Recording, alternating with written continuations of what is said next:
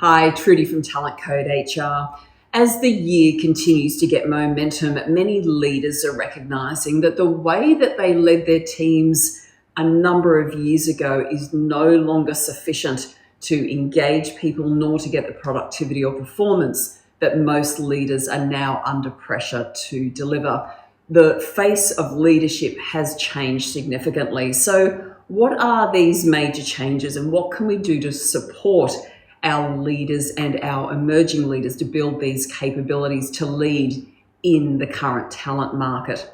The first thing to recognize is that during COVID, as a population, most of our mindsets changed. Specifically, we became much more aware of our intrinsic motivators and what we wanted out of life. And subsequently, the concept of work-life balance was no longer valid, but rather what everybody's looking for is an appropriate level of work-life integration. Now, what does that mean in practice? It means for leaders that we need to have a much deeper understanding of our people, and specifically what work-life integration actually means for them.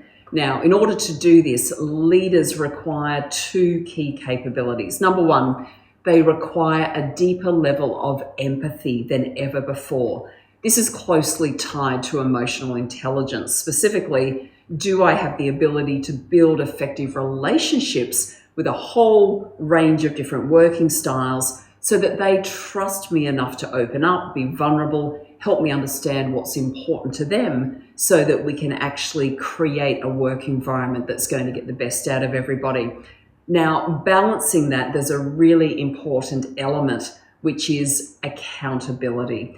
And for many leaders, they're under pressure to create a greater level of accountability from boards, from CEOs. However, from their team, the pressure is to create a more empathetic and employee-centered work environment.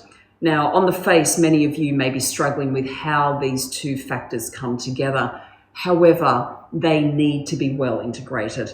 And one of the most important themes that we're talking to people about at the moment is that accountability done well is not punishment. In fact, it's one of the most powerful things you can do to engage your team, to motivate them, as long as it's aligned to them doing the type of work that they love doing, leveraging their strengths, and displaying an appropriate level of empathy and understanding for the team that they're leading.